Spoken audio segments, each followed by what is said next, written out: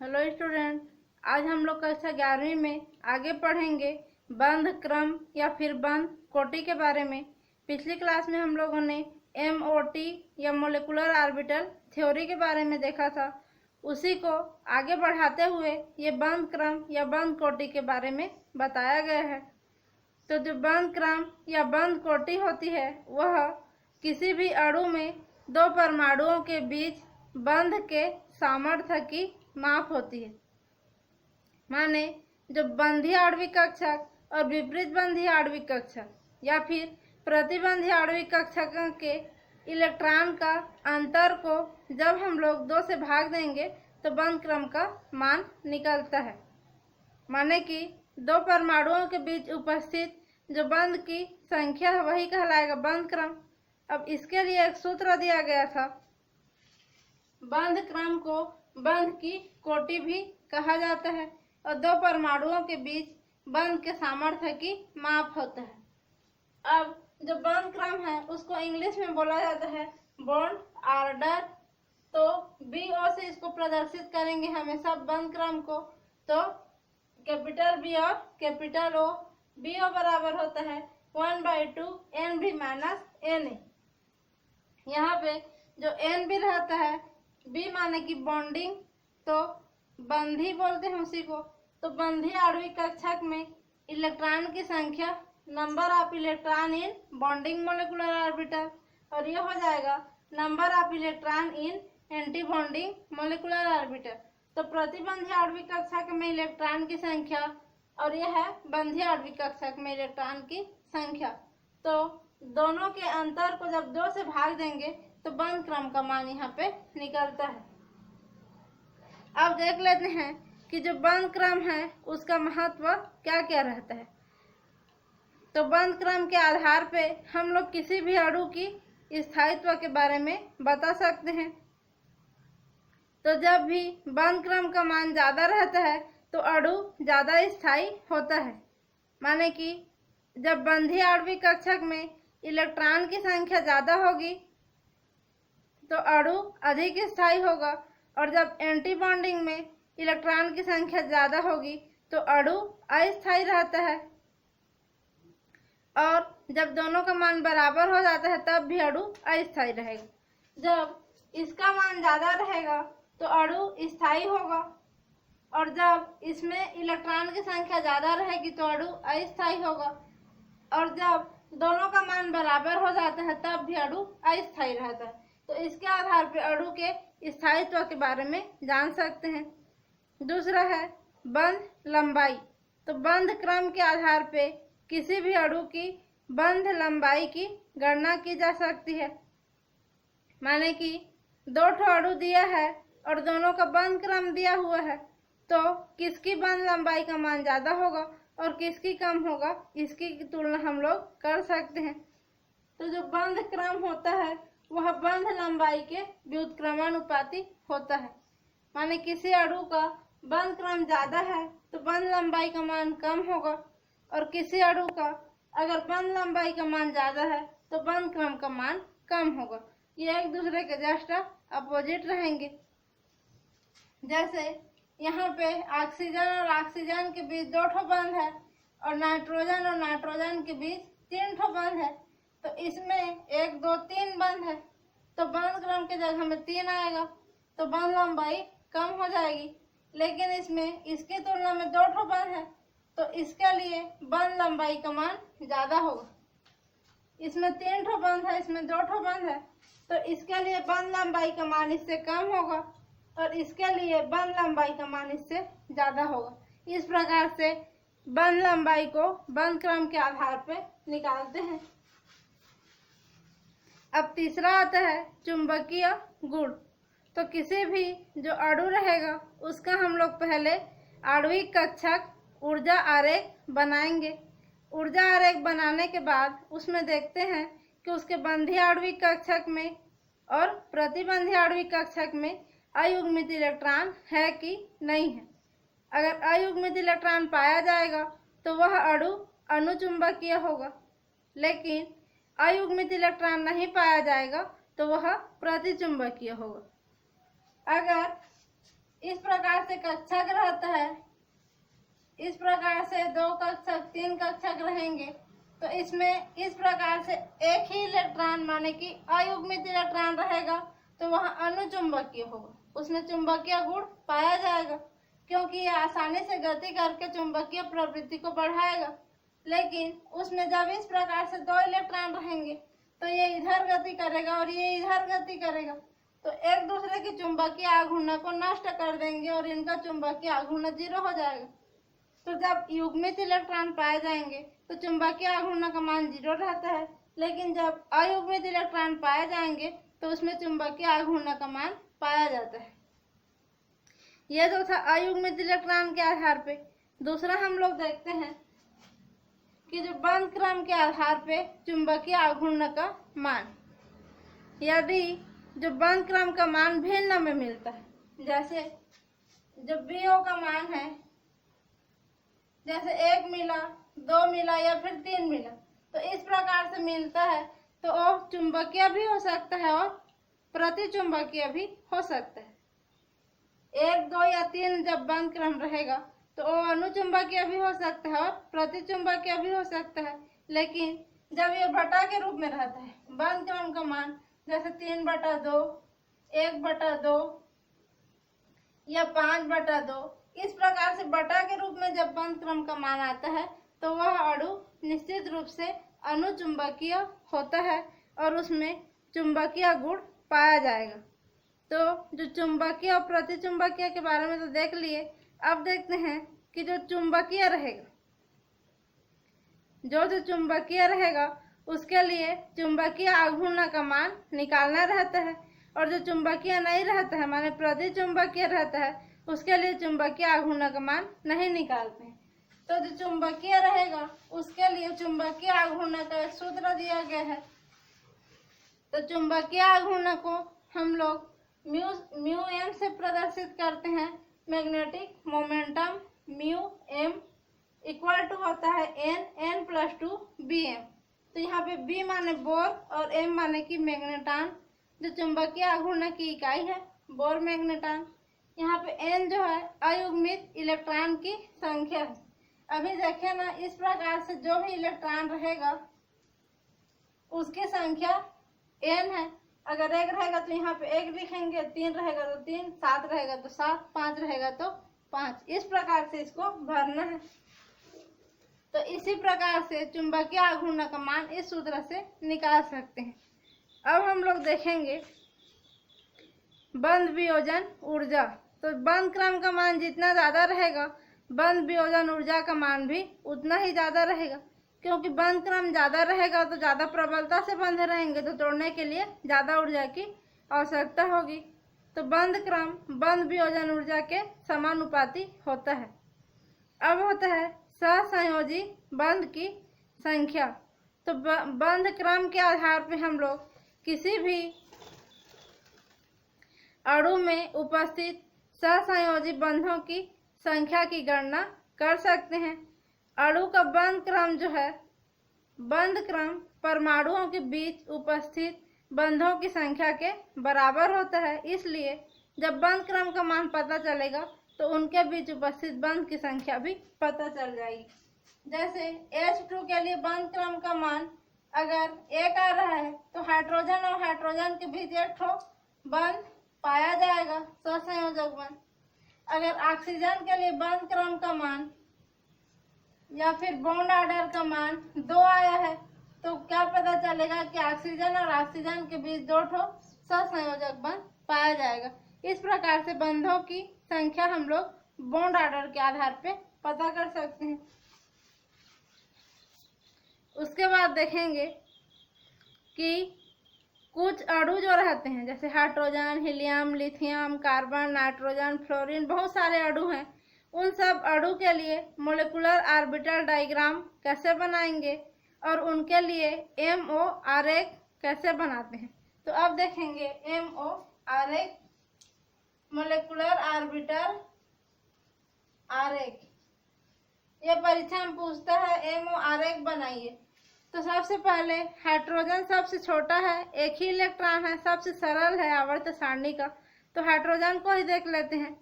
तो जैसे हाइड्रोजन है अणु रूप में H2 के रूप में रहता है, तो इसका परीक्षा में पूछेगा H2 का MO आरेख बनाइए और BO का मान निकालिए, माने बॉन्ड ऑर्डर का मान निकालिए। उसके बाद μm का मान निकालिए। इस प्रकार से पूछता है कि हाइड्रोजन के लिए MO आरेख बनाओ या फिर हाइड्रोजन के लिए MO ऊर्जा आरेख बनाओ, फिर बॉन्ड ऑर्डर का मान क्या होगा उसके लिए, और अणुचुंबकीय है कि प्रतिचुंबकीय है, अणुचुंबकीय है तो चुंबकीय आघूर्ण का मान क्या होगा। तो हाइड्रोजन का जब निकालेंगे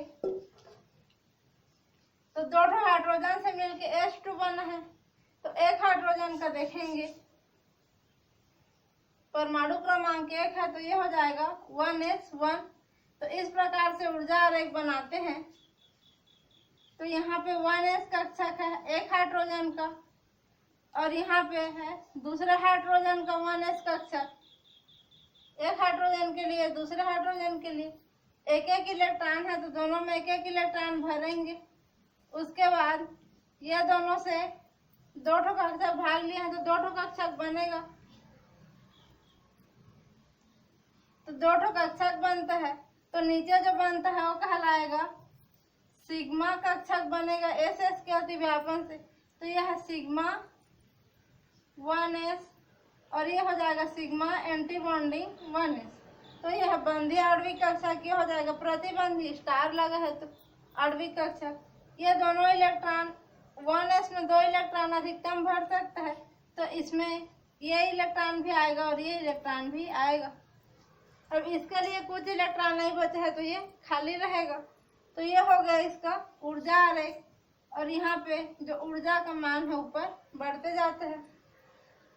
अब हाइड्रोजन के लिए बॉन्ड ऑर्डर निकालेंगे, तो यहाँ पे बॉन्ड ऑर्डर बराबर हो जाएगा 1/2 NB माइनस Na।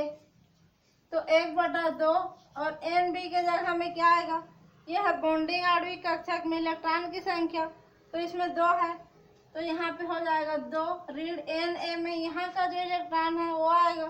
तो Na में यहाँ पे कुछ भी इलेक्ट्रॉन नहीं है, तो ये 0। तो ये हो जाएगा 2/2, इसको काटेंगे तो इसका मान आ जाएगा 1। तो हाइड्रोजन के लिए जो बॉन्ड ऑर्डर का मान 1 आ रहा है, माने कि जो हाइड्रोजन और हाइड्रोजन के बीच एक साथ संयोजक बंध पाया जाएगा, क्योंकि बॉन्ड ऑर्डर का मान 1 आया है। अब देखेंगे तो इसमें और इसमें देखते हैं कि अयुग्मित इलेक्ट्रॉन है कि नहीं है। तो इसमें अयुग्मित इलेक्ट्रॉन नहीं है एक भी, इसलिए यह प्रतिचुंबकीय होगा। तो प्रतिचुंबकीय होगा तो इसके लिए μm का मान निकालेंगे, तो μm का मान 0 होगा, क्योंकि यहाँ पे n बराबर 0 है।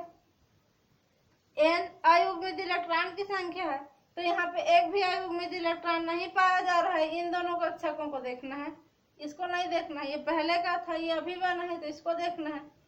इसमें एक भी अयुग्मित इलेक्ट्रॉन नहीं है, इसलिए यहाँ पे n बराबर 0, तो μm बराबर भी 0 होगा। तो यह जो अणु है वो प्रतिचुंबकीय होगा। अब इसी प्रकार से यह तो था हाइड्रोजन का। अब इसी में अगर देखते हैं ये H2 है, तो यहाँ पे अगर प्लस आ जाएगा तो प्लस का मतलब है एक इलेक्ट्रॉन दान कर दिया है, इसलिए एक तो प्लस इसमें आया है। तो एक इलेक्ट्रॉन दान कर देगा तो इसमें से यहाँ से एक इलेक्ट्रॉन गायब हो जाएगा, क्योंकि 2 इलेक्ट्रॉन इसमें था, तो एक को दान कर दिया तो यहाँ से एक इलेक्ट्रॉन गायब हो जाएगा, और यहाँ पे एक ही इलेक्ट्रॉन है तो इसमें 1 आएगा। और उसके बाद इसकी गणना करेंगे तो यहाँ पे 1 आएगा।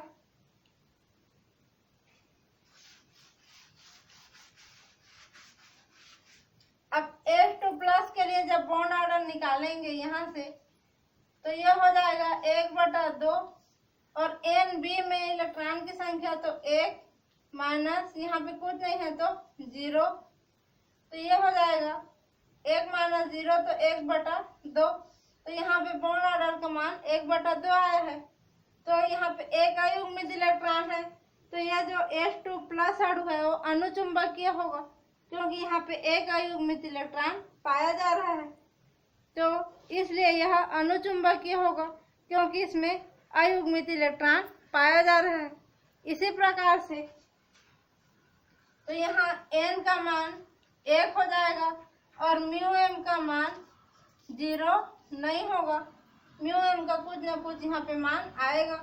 तो यहाँ पे μm बराबर जितना तो n रहेगा उसी में 1.83 bm इसका मान आता है। अगर यहाँ पे H2 और यहाँ पे माइनस हो जाएगा H2-, तो इसका मतलब है कि हाइड्रोजन में पहले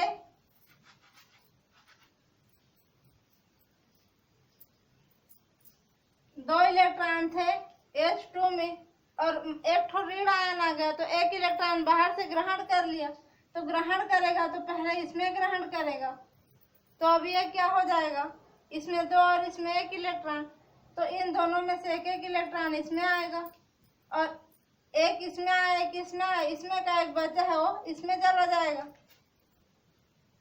तो जब इसके लिए बंध क्रम निकालेंगे,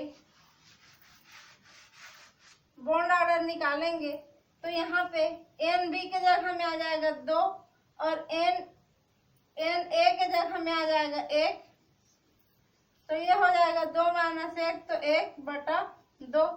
तो इसके लिए भी 1/2 आ रहा है और इसमें एक अयुग्मित इलेक्ट्रॉन है, तो यह भी अनुचुंबकीय होगा। तो यहाँ पे n बराबर 1 है, ये वाला 1 इलेक्ट्रॉन, तो यहाँ भी μm बराबर 0 नहीं होगा, माने कि कुछ न कुछ उसका चुंबकीय आघूर्ण का मान पाया जाएगा। तो इस प्रकार से हर परमाणु से बने हुए अणु के लिए ऊर्जा आरेख और बंध क्रम का मान निकालते हैं।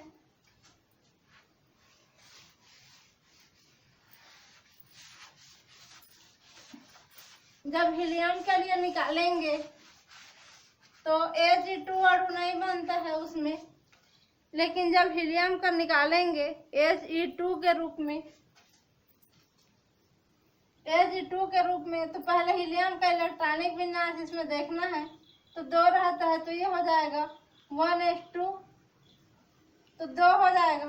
तो इधर जब निकालेंगे तो इसमें 2 इलेक्ट्रॉन आएगा और इधर भी 2 इलेक्ट्रॉन, ये पहले हीलियम के लिए और ये दूसरे हीलियम के लिए, ये दोनों भी यहाँ पे बंधीय आणविक कक्षक बनाएंगे और एक ठो बनेगा यहाँ पे प्रतिबंधीय आणविक कक्षक।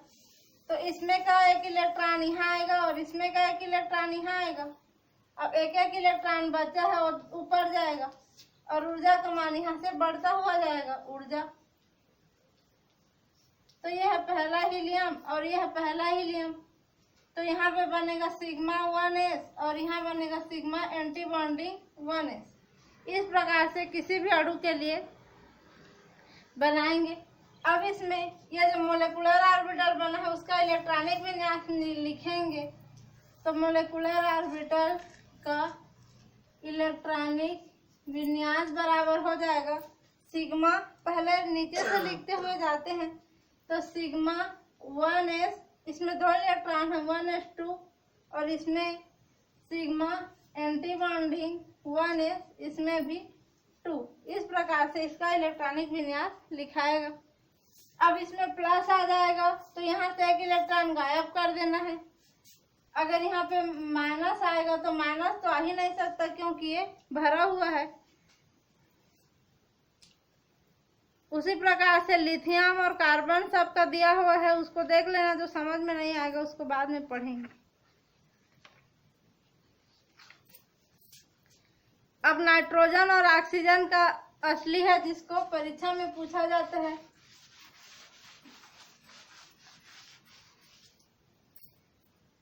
तो नाइट्रोजन का देखेंगे बंध क्रम, तो N2 में एक नाइट्रोजन का इलेक्ट्रॉनिक विन्यास पहले देखते हैं।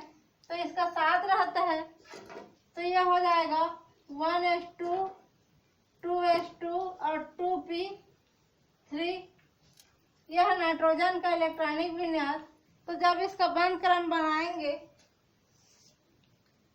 तो इस प्रकार से ऊर्जा है ये। अब 1s को सबसे नीचे लिखेंगे तो यहाँ पे आ जाएगा, यह 1s एक नाइट्रोजन के लिए और ये भी है 1s एक नाइट्रोजन के लिए। अब इससे दो ठो कक्षक बनेंगे तो यहाँ पे 2 इलेक्ट्रॉन है तो इसमें 2 इलेक्ट्रॉन और इसमें भी 2 इलेक्ट्रॉन। अब दोनों में का एक एक इलेक्ट्रॉन इसमें आएगा और एक एक इलेक्ट्रॉन बचा है वो इसमें जाएगा। तो ये हो जाएगा सिग्मा 1s और ये सिग्मा एंटी बॉन्डिंग 1s। उसके बाद 2s को इसके ऊपर बनाएंगे, 2s तो इसमें भी 2 इलेक्ट्रॉन है तो इसमें 2 इलेक्ट्रॉन आएगा, यहाँ पे भी 2 इलेक्ट्रॉन। अब इसमें यहाँ पे एक ठो बनेगा सिग्मा 2s और यहाँ पे बनेगा सिग्मा एंटी बॉन्डिंग 2s। तो दोनों का एक एक इलेक्ट्रॉन फिर से इसमें आएगा और एक एक इलेक्ट्रॉन जो बचा है वो इसमें जाएगा। उसके बाद जब 2p को बनाएंगे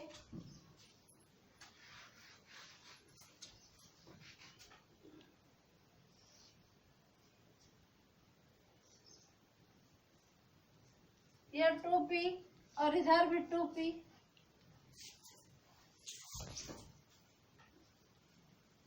तो 2p में 3 इलेक्ट्रॉन है तो इसमें भी 3 इलेक्ट्रॉन आएगा और इधर भी 3 इलेक्ट्रॉन। उसके बाद यहाँ पे 2px और 2py में पहले जाता है इलेक्ट्रॉन, उसके बाद 2pz में जाएगा। तो इसके लिए 2 का कक्षक बनेगा तो ये हो जाएगा 2px पाई 2px और ये हो जाएगा पाई 2py। उसके बाद यहाँ पे एक और कक्षक बनेगा वो हो जाएगा सिग्मा 2pz।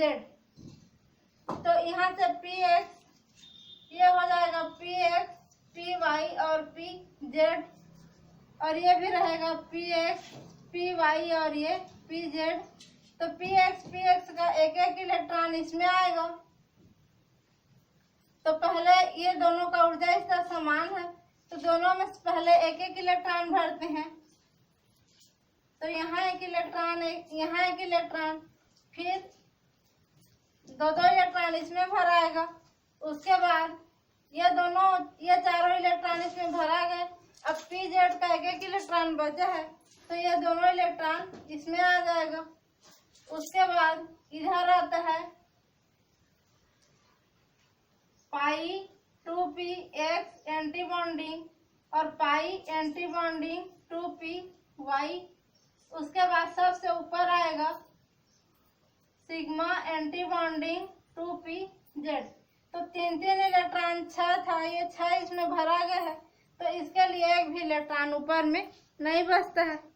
अगर इसका हम लोग इलेक्ट्रॉनिक विन्यास लिखेंगे तो ये हो जाएगा, सबसे पहले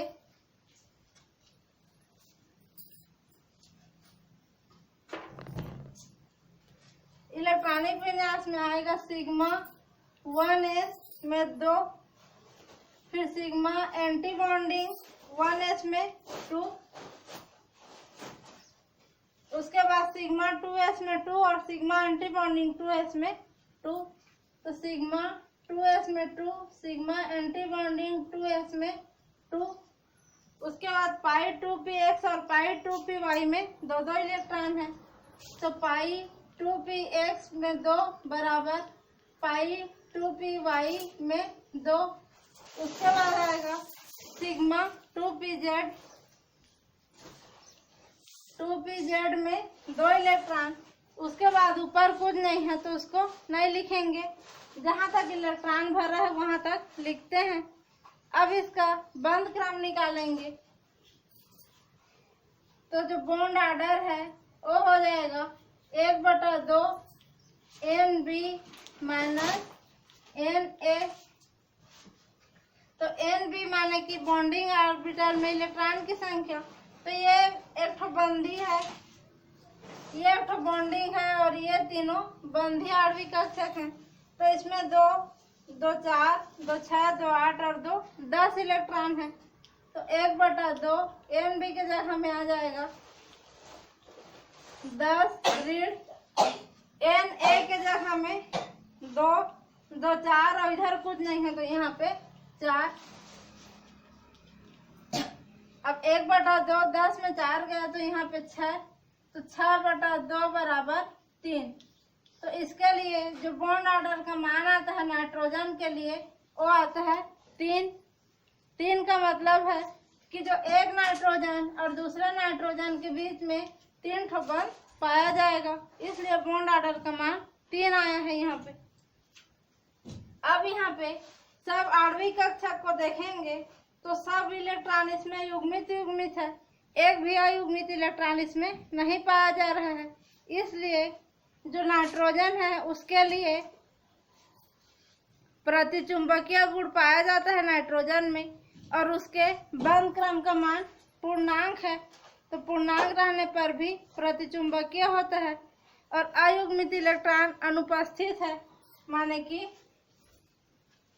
n बराबर 0 है, इसलिए μm बराबर यहाँ पे 0 होगा। तो इस प्रकार से निकालते हैं इसमें।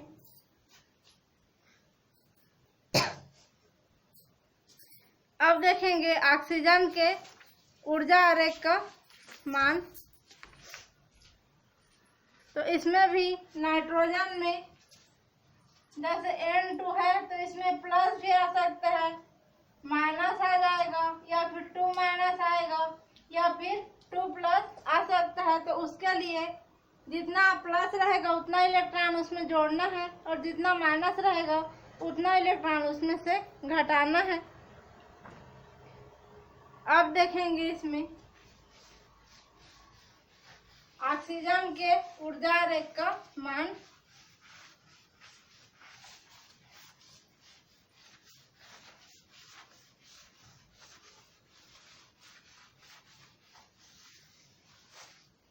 ऑक्सीजन के लिए होता है O2, ऑक्सीजन का सूत्र O2, और इसके लिए एक ऑक्सीजन में 8 इलेक्ट्रॉन रहता है।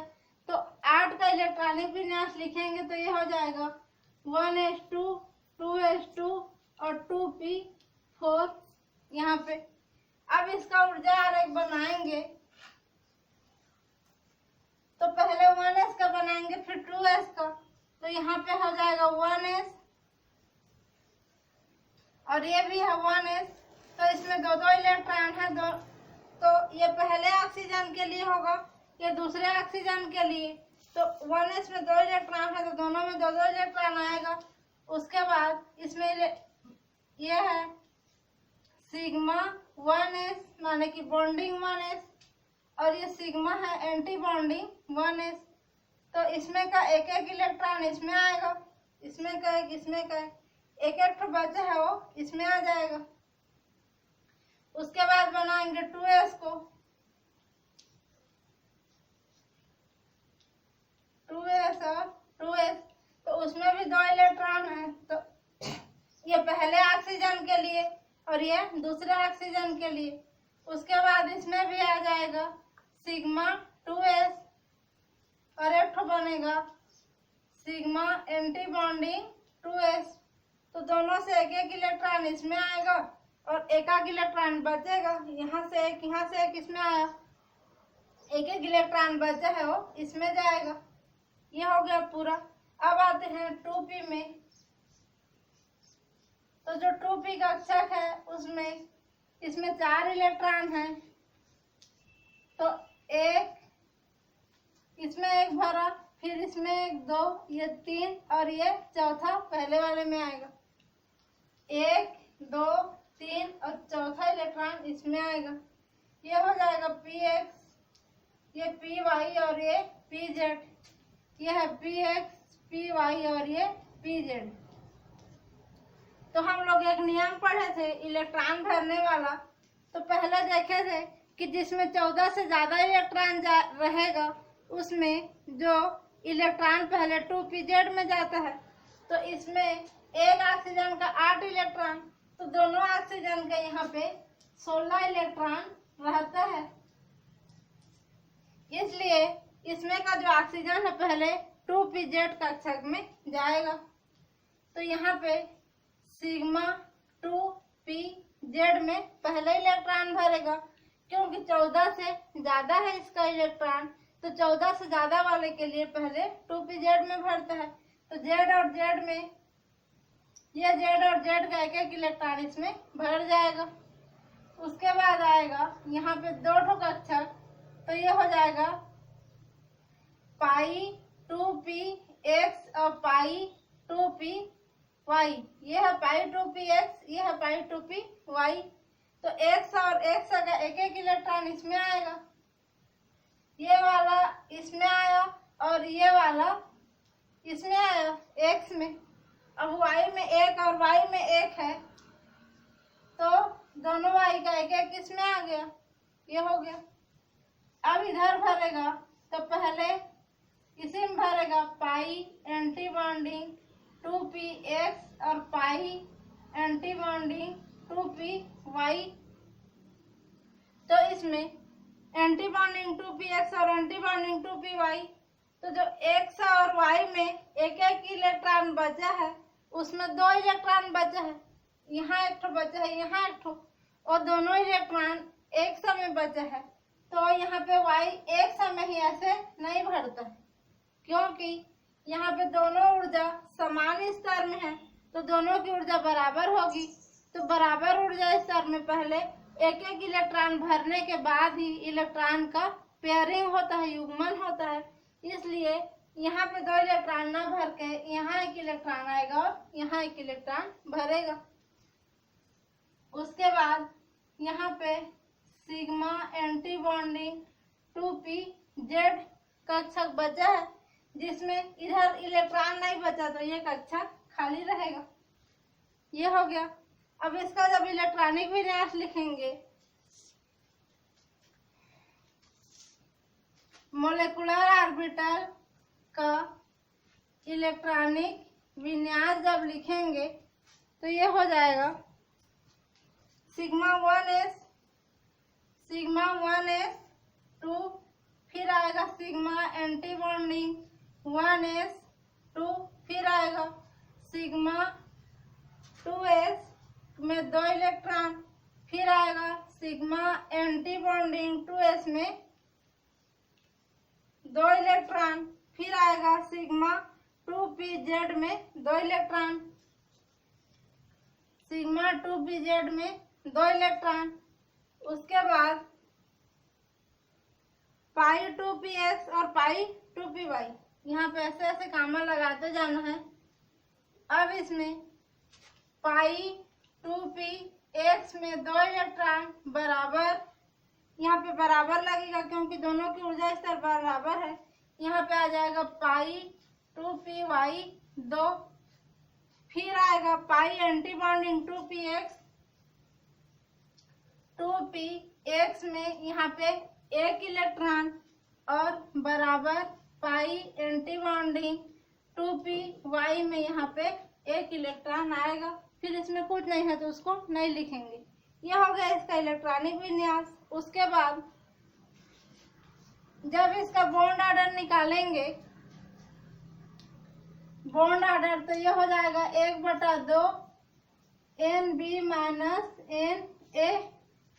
तो यहाँ पे 1/2 और NB के जगह में जितने भी बंधी कक्षक हैं उसमें इलेक्ट्रॉन की संख्या को गिनकर भरेंगे। तो 2, 2 4, 2 6, 2 8, 2 10, यहाँ भी 10 आ जाएगा। और Na की जगह में जो एंटी बॉन्डिंग है उसमें इलेक्ट्रॉन की संख्या को गिनकर भरेंगे। तो 2, 2 4 और 5 और 1 6 इलेक्ट्रॉन, 6 आ जाए। तो ये हो जाएगा 1/2 और 10 में 6 गया तो 4, तो 2 एक कम और 2 दूनी 4। तो यहाँ पे जो बॉन्ड ऑर्डर का मान है वो यहाँ से 2 मिल रहा है। 2 मिलने का मतलब क्या है, एक ऑक्सीजन और दूसरे ऑक्सीजन के बीच में 2 ठो बंध पाया जाएगा। ये आ गया। अब यहाँ पे देखेंगे ये अनुचुंबकीय होगा कि प्रतिचुंबकीय होगा। तो बंद क्रम का मान पूर्णांक आ रहा है, फिर भी ये अनुचुंबकीय होता है, क्योंकि इसमें जब आणविक कक्षक को देखते हैं तो यहाँ तो अयुग्मित इलेक्ट्रॉन नहीं है, यहाँ भी नहीं है, यहाँ भी नहीं है, लेकिन यहाँ पे 2 ठो अयुग्मित इलेक्ट्रॉन पाए जाते हैं। तो ऑक्सीजन के पाई एंटी बॉन्डिंग 2px और पाई एंटी बॉन्डिंग 2py में एक एक अयुग्मित इलेक्ट्रॉन पाए जाएंगे, जिसके कारण यहाँ पे जो n का मान हो जाएगा 2 होगा।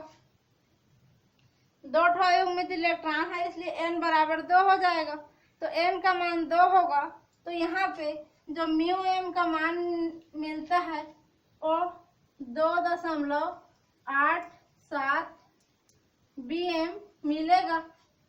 माने कि यहाँ पे जो म्यू m का मान है वो 0 के बराबर नहीं होगा। n का मान 2 है तो म्यू m का मान 2.87 bm यहाँ पे मिलता है। माने कि ऑक्सीजन अणु अनुचुंबकीय होता है, उसमें चुंबकीय गुण पाया जाएगा और उसमें चुंबकीय प्रकृति पाई जाएगी, क्योंकि उसमें 2 अयुग्मित इलेक्ट्रॉन है और अयुग्मित इलेक्ट्रॉन की गति के कारण ही ऑक्सीजन में चुंबकीय गुण पाया जाता है। इसी प्रकार से O2 प्लस, अगर O2 प्लस, O2 माइनस या फिर O2 2 माइनस या फिर O2 2 प्लस इन सब का देगा तो जितना प्लस रहेगा उतना इलेक्ट्रॉन कम करना है, जितना माइनस रहेगा उतना इलेक्ट्रॉन जोड़ना है, और उस प्रकार से बंद क्रम का निर्धारण कर लेना। देख लेना, बुक में अच्छे से दिया है। उसके बाद संयोजकता बंध सिद्धांत और अणु कक्षक सिद्धांत के बारे में सामान्य सा अंतर दिया हुआ है, जिसको आप लोग देख लेंगे। अब अगली क्लास में हम लोग देखेंगे अनुनाद के बारे में। यहाँ तक अच्छे से प्रैक्टिस करना, लिखने की प्रैक्टिस करना और बार बार पढ़ करके समझना। आज के लिए बस यहीं तक।